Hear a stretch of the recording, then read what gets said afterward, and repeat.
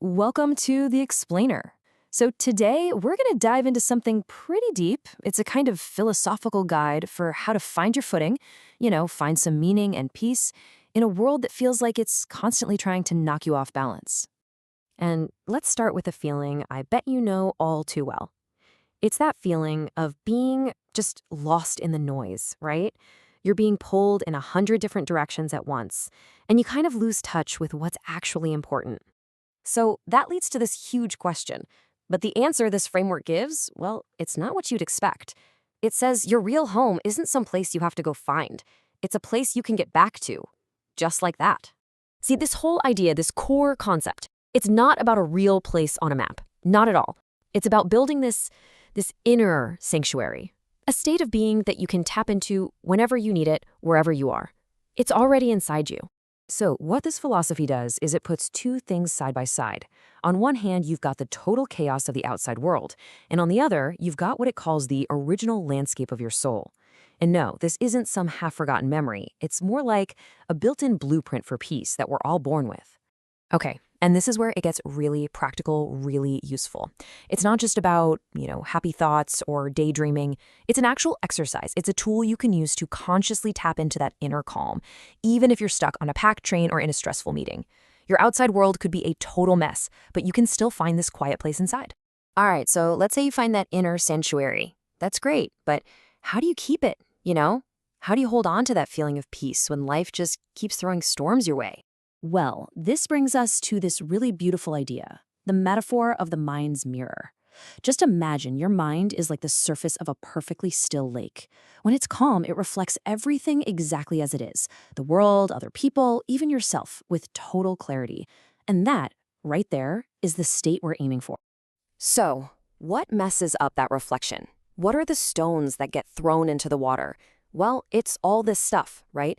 Anger, anxiety, greed, these big, powerful emotions.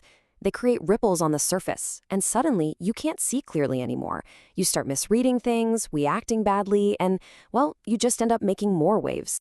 And here's a really important point. The goal isn't to achieve some impossible perfect stillness all the time. I mean, come on, that's not realistic, right?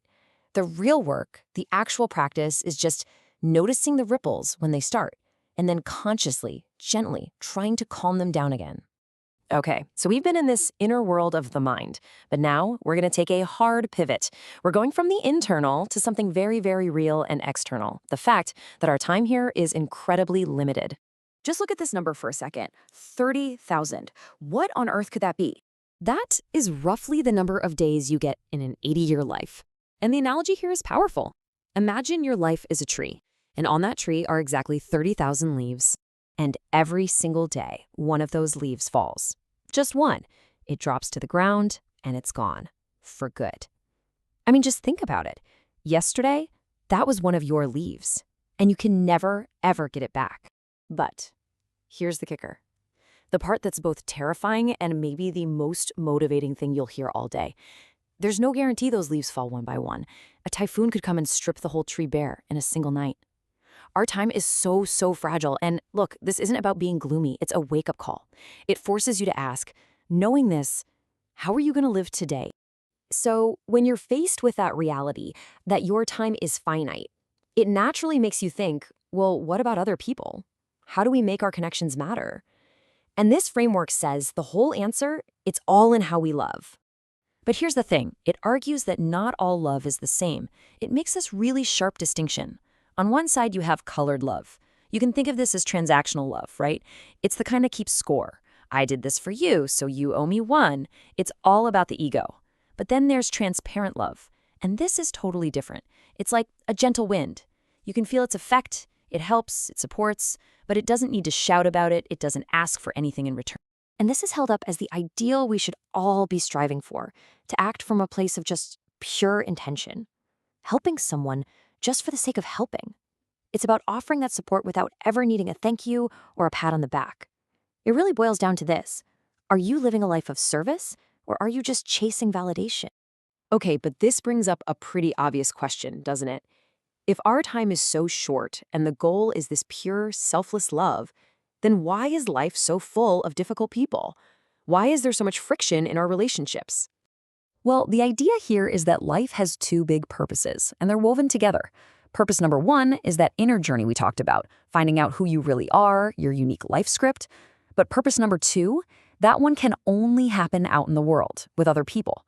It's about discovering who you are by seeing yourself reflected back at you in them. And this is such a powerful idea. I mean, think about it. It's super easy to get along with people who are just like you, who agree with everything you say. But the people who really get under your skin, the ones who push all your buttons, they are your most valuable mirrors. They're the ones who show you, with perfect clarity, the exact outline of your own ego, your own biases, your own assumptions. They're showing you you. So let's pull all this together. You've got this inner world to take care of, you've got a limited number of days to live, and you've got all these people who act as mirrors for you. When you put all that on the table, it all boils down to one final super important choice, a choice that basically defines your entire life. Just imagine for a second you're at the very end of your life. All 30,000 leaves have fallen, and you have to answer this one single question. It's not about how much money you made or how famous you were. It's just this.